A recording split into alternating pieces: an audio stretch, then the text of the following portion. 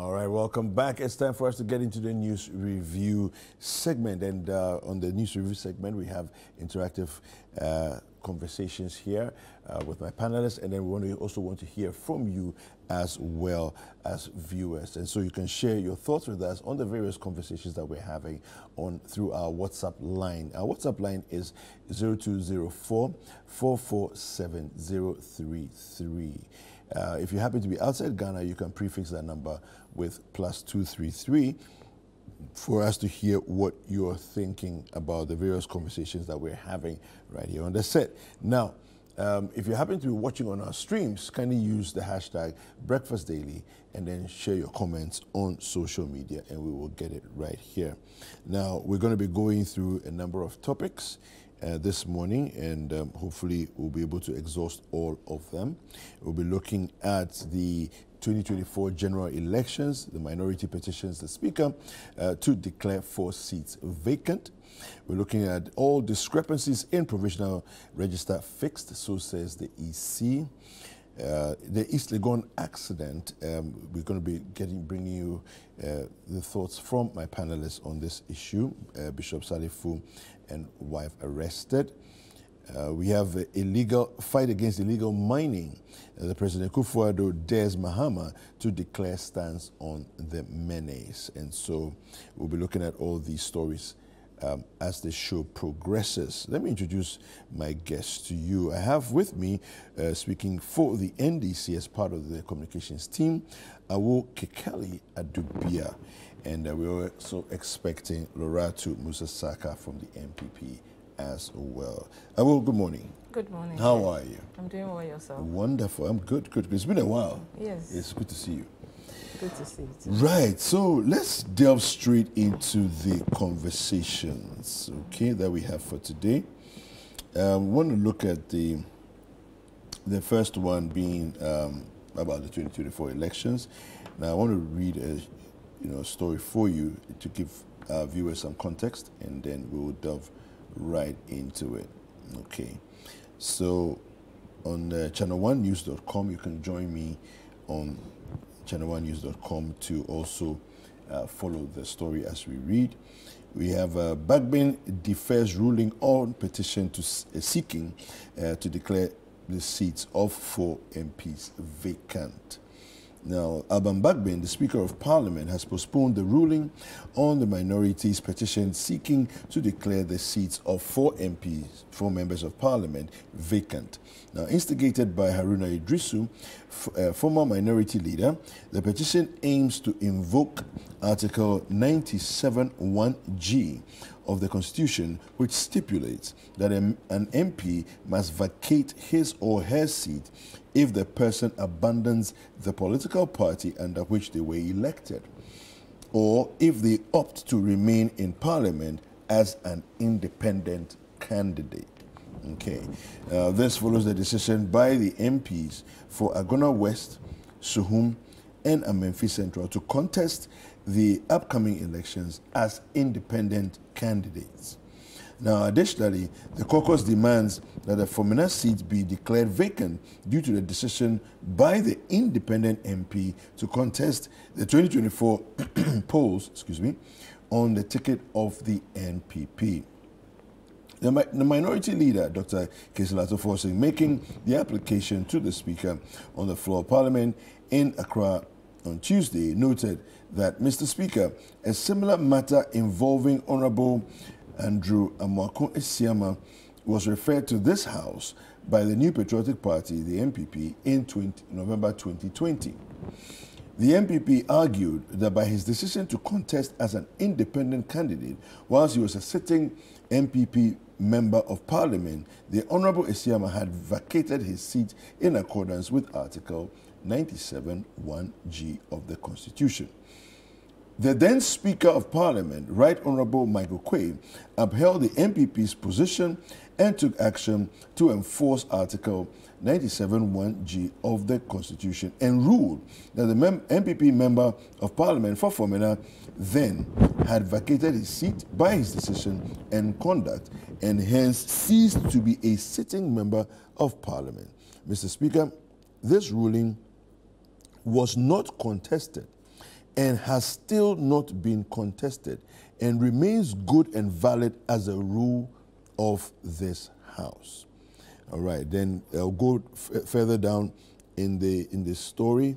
Okay, let me just proceed. We therefore call on you to enforce the existing rule of this House based on Article 97(1)(g) and (h). That decision, Mr. Speaker, applies to all 4 ex-members of Parliament, namely Peter Kwachi Aka, Honorable Andrew Amwako Isiama, Honorable Cynthia Mamle Morrison, and Honorable Kwejo Asante. Are deemed to have vacated their seats accordingly. Then going further down to the end of the story there, it says, speaking after the exchange of viewpoints by both caucuses in Accra on Tuesday, Bagbin deferred the ruling on the petition, emphasizing the need for more time to carefully consider the constitutional implications and ensure that his decision will be both comprehensive and just. He acknowledged the receipt of Idrisu's petition and assured members that the matter would receive a fair, detailed examination before any final judgment was passed. And that's the story we have for you. Let me also welcome to the conversation Loratu Musasaka, who speaks for the MPP. Loratu, good morning. Good morning, David. How are you? I'm good. How are you? Wonderful. Very well, thank you. Good morning. You're welcome. Yeah. Oh, I'll start with you. Good morning to you once again and viewers this morning, and to the latecomer. Always late. Actually, that's not true. Anytime I meet her here, she's always late for that one day. Well, so she can. When you say always late, that's anytime we you meet, always see her. No. But in my experience, she's not always late. As a host of the show, in my experience, the she's not last always 2 late. times we've been here. Okay. This is the second time we are meeting here. Oh. And what has happened? I don't want to go there. I have a headache this morning. But you started it. I told her when she was trying to tease me there. All right. So tell me, what are your thoughts on this? Greetings to Ghanaians.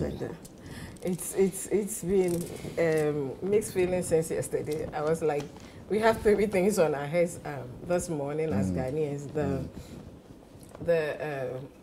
What's the name? Football. Ghana versus Sudan. I said here, I think here, that Black Stars should be made to go on races like 2 years. They should get a good coach, get players who are committed, and they should come back. How will you get players that are committed? They should know how to do it. Do you know what I think? The GFA, whatever. Do you know what I think? There was a time we used to win. Let's go back to that blueprint. What were we doing then? Okay. Do you see? What were you doing What then? happened then? Yeah, exactly. That's what we need to do, really.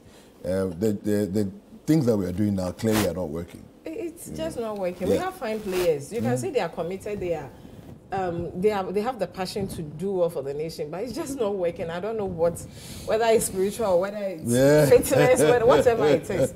There should be something done. Whatever it is, my brother, we can't take out the spiritual aspect of life. Well, it's always there. Well, the thing because is that, of Jonah, a whole ship was sinking. Well, so maybe because of one person. You have to do what you have to do. So let's do our part. Yeah. The second one is the Galamsey issue that is killing us, and I know we might, if we get the time, I go into it.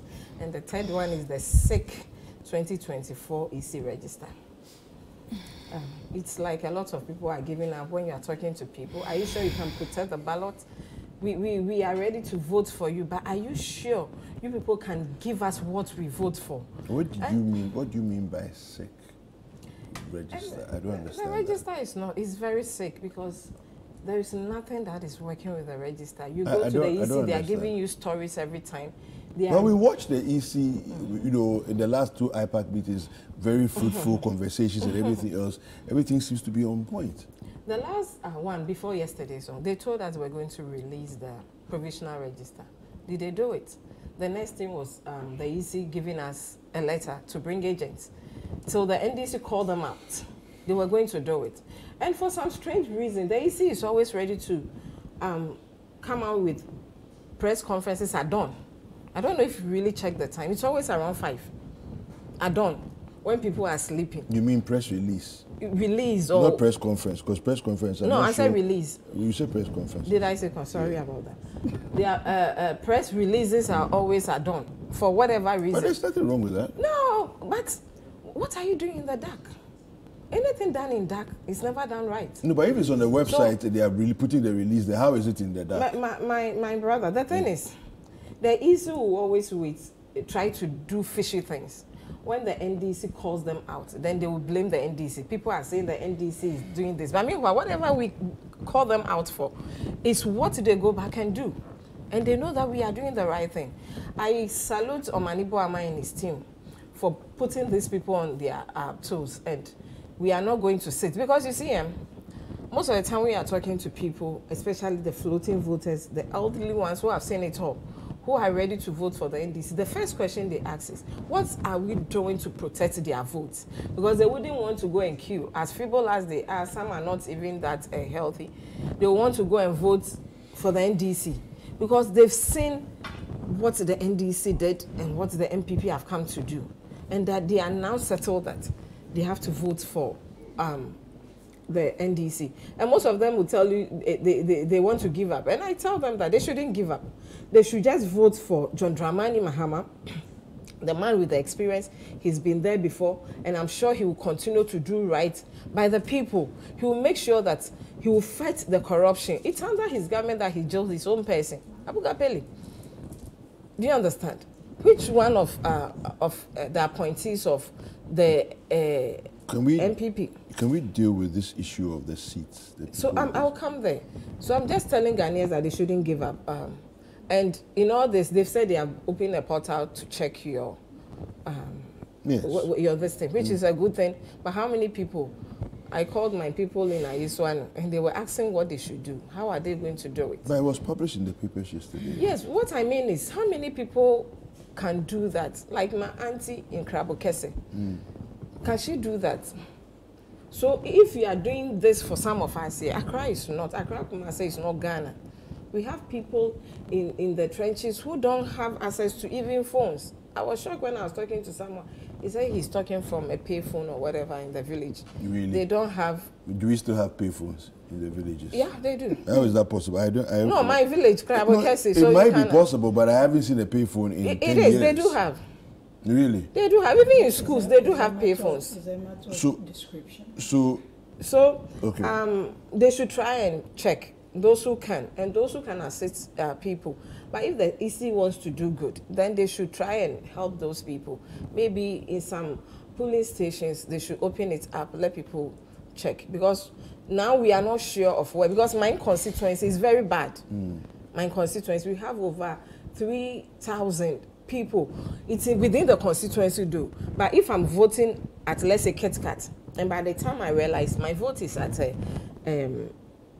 was this church close to my house? Because the last time it happened, you went there and your vote is in a different ward, and you have to travel all the way. If you are not careful, by the time you get there, it's time for votes to be over. And to talk about this thing in Parliament, I've always said that when you are in power, you are trying to set precedents. Be careful, because all those things one day will come back to haunt you.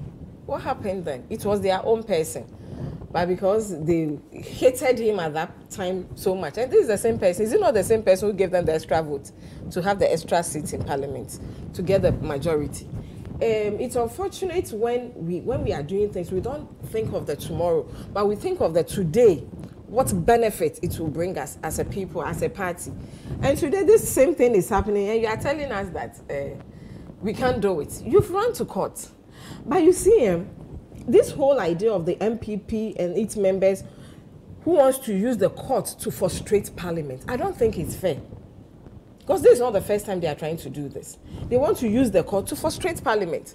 Parliament has its own duties, as per the 3 arms of government. The executive is there, Parliament is there, and the judiciary. You are telling us today that You can run to court because you know it will be in your favor, because all this, everything they take to court works for them.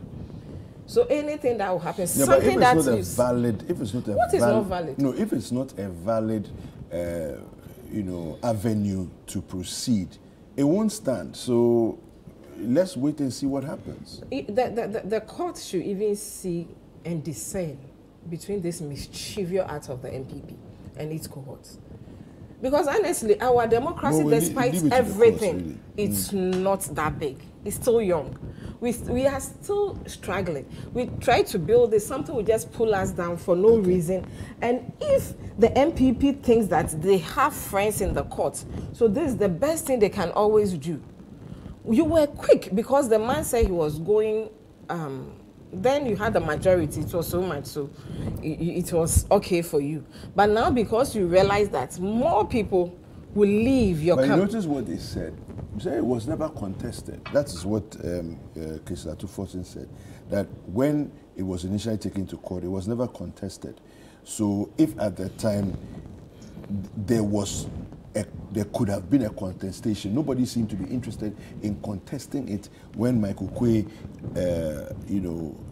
then took the decision to declare his seat vacant. Yeah. So yes, then, it was not contested because we felt that the right thing should be done per the laws of parliament. What happens? When anybody decides on the ticket of a party to go to parliament, so a member of the party, and you are there representing the party from whichever constituency you are. But when you decide that I'm out of that party, or I don't want to contest on the ticket of that party again, I'm going independent, what happens?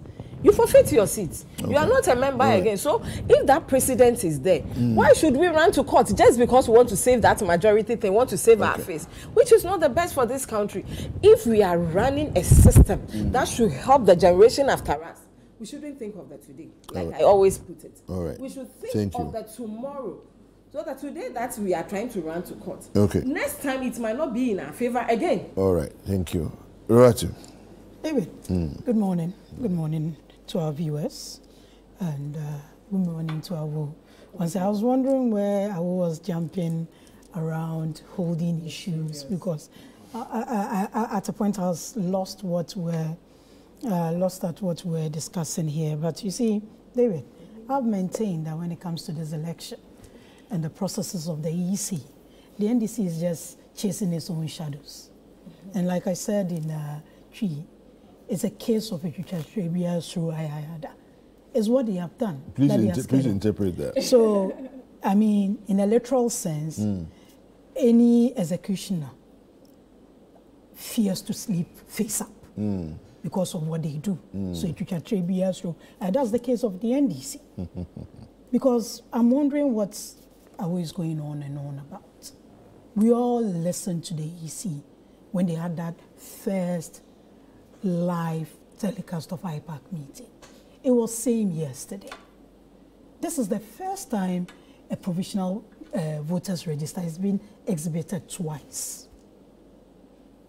But you see, you cannot blame people who in 2024 that we are all pushing for easy ways to do things. We are all pushing for a digital way, a convenient way of doing things, who are promising akukon kitten and going to the bank at 2 a.m. You don't expect them to understand some of these things. But be as it may, the EC has kept us informed. It may not be a perfect process, but running an election is not an event, it's a process. They've been back and forth. They've dealt with issues to deal with them. I think they've had meetings with NDC even more than the work that they have to do. They've called meetings at the request of NDC more than the work they are supposed to be doing. But in all this, what we urge the NDC to do is do the needful. As we speak, as of yesterday, I'm here to check this morning, His Excellency Dr. Mahmoud Bawumia, flag bearer, was in Bunu East. His wife was in Ashanti. His running mate was in Eastern. His Excellency the President was in the northern sector.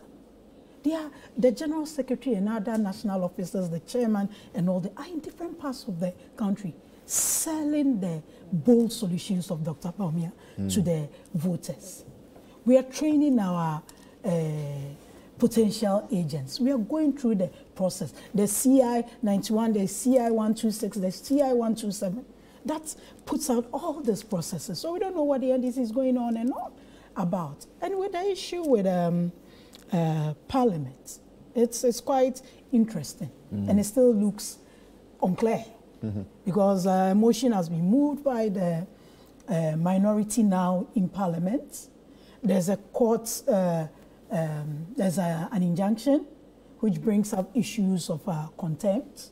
Speaker says he's going to give his ruling in 48 hours. So it's still unclear.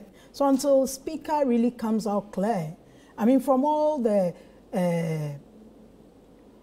statements that were made on the floor of Parliament yesterday, it's still unclear. And let's also not forget that when Professor Mike Kokwe, then Speaker, made this, the Speaker now didn't agree with him, in essence. So it's still a conversation that's going on, and until the Speaker comes out to say, probably he might even refer to a committee to deal with based on some of the surveys. So it's more procedural than just making it. So I think we should just give it time. They just came yesterday, this issue. There are a lot of issues to be dealt with there, but the NDC deems it fit to think about how to become majority in Parliament and not the things that are burning and important to Ghanaians to do. But whatever it is, we just have to give time. Speaker says in 48 hours he's going to give his ruling. Let's see how that goes. But you don't consider it a fair request? Come again? You don't consider it a fair request?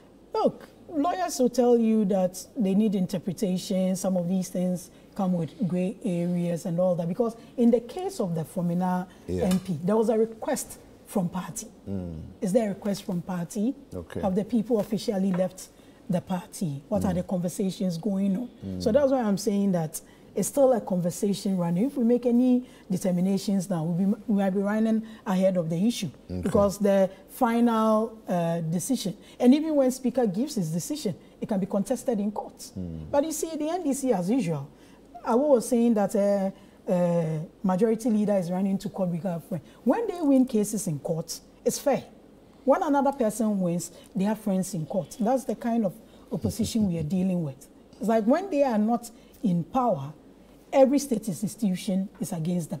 When they are in power, they are all good. So, I mean, they are flip-flopping champions. You can't do much about that. Let's dovetail from that, because you've already touched on this a little bit, but let's dovetail from that to talk about all discrepancies in the provisional voters register have been fixed, and this is coming from the EC. I just want to read a quick story for you from citynewsroom.com. It says here, the Electoral Commission of Ghana has provided assurances that all discrepancies in the 2024 Provisional Voters Register have been fully resolved. Now, following a thorough review over the past 2 weeks, the EC confirmed that any anomalies identified have been corrected, ensuring the integrity of the electoral roll. This move was in response to concerns raised by the NDC, which had called for a forensic audit of the register. The NDC had expressed doubts about the accuracy of the initial provisional voters register. Addressing the issue in a live broadcast at the Inter-Party Advisory Committee meeting that was yesterday, Tuesday, October 15th, at the Alisa Hotel, the EC chairperson, Jean Mensah, emphasized the Commission's commitment to ensuring public confidence in the electoral process. She noted that the EC had worked diligently to rectify the errors, reinforcing the Commission's dedication to transparency, fairness, and integrity in Ghana's democratic process. All right, so that's the story goes on there to give it a few more details there. But Awo, in her earlier submission, began by saying that the register is sick. I asked her to explain. I'm not sure if our viewers would be satisfied with her explanation, but from what the EC is saying, are you confident that the register, we're good to go? David, considering that it's still provisional. We've seen elections. I mean, considering our ages, we cannot talk about 1992. We cannot talk much about 1996, but I believe we can talk about 2000. Right. It's a process. We've seen the commitment, the information that EC gives. As for the time that the information comes, this is their peak period. This is their busy moment. I mean, if they spend half of the day meeting with NDC who are chasing their own shadows, because till date, they still haven't been able to provide the 250,000 mistakes or names that they said had been transferred all over the place. At least in Menchia South, we got a court ruling for them to reverse the over 1,000 votes that were transferred illegally. That is what we are talking about. But you know what the NDC says, right? What they said. They say that if they hadn't given to the EC all the various issues that they claimed were wrong with the register, what was the EC fixing? Look, David, according to our rules, according to our CIs, why do we do exhibition of the register? It's to pick these mistakes. Yes. Right. Yes. EC has done it. Complaints have come in. They've rectified those. You say you have over 250,000 mistakes. Bring it, let's have a closure. They couldn't. When they went, I think they gave some 2 or 3 examples, and out of that, it was only one that was outstanding that the EC was going to deal with. These same people, when EC said we're going to give you the PVR in 2 weeks, after 1 week is hounding the EC had to come out and clarify. So it's like for them, they think that rather than going out to campaign, rather than training, rather than learning how to collate, rather than learning how to use a calculator, because their chairman, as he says, cannot use one. No, you know, that's history. I will believe them. Well, I will believe them if at least, I don't believe that even in the last 10 years, they can give us results that they collated themselves.